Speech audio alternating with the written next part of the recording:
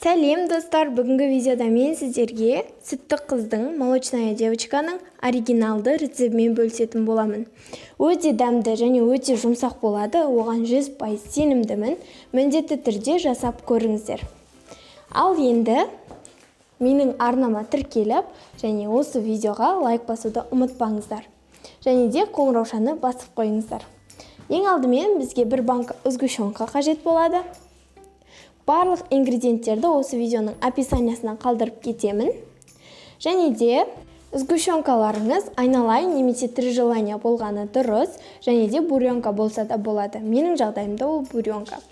Ал енді осының үстіне 3 жұмыртқамызды қосып, осы екі масса араласқанша миксерлейміз. Қатты миксерлеп қажет емес, екі масса біріксе болғаны. Ал енді келесі кезекте ұнымыз бен разрыхителімізді жақсылап араластырып, електен өткізіп, осы массамызға қосамыз. Және онымен де жақсылап миксерлеп аламыз.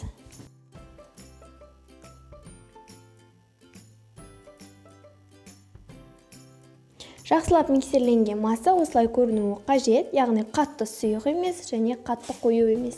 Егер де сіздер 200 грамм ұн қосып, бірақ ол сұйық болса, онда 30 граммдай ұн қосып жіберсеңіздер болады.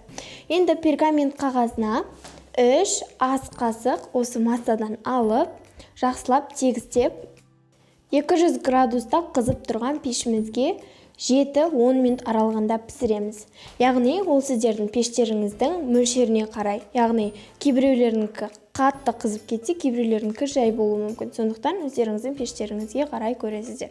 Менде осылайынан болып шықты, ал енді кремімен айналысатын боламыз. Менде бұл жерде салқын сливки, яғни сливкилеріңіз салқын болуы қажет, әйтпесе ол іріп кетеді.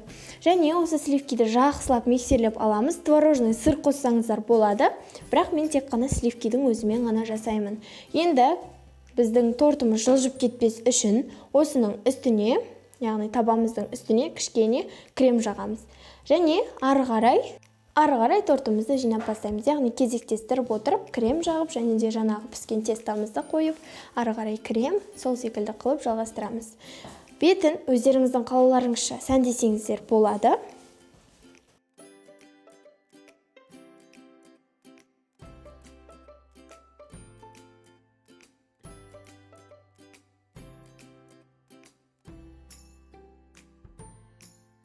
Кремді барлық шетіне айналасына жағып шықтым, және де видеода көріп тұрғандай сәндедім. Яғни мен бұл жерде Қазақстан шоколадын патекқа қолдандым, яғни ағып тұратын эффект беру үшін, және де бетіне крем шоколадтан кішкене бөліктерін қойып әсемдедім. Өте жұмсақ болып шығады, міндетті түрде жасап көріңіздер. Менің арнама тіркелуді ұмытпаңыздар.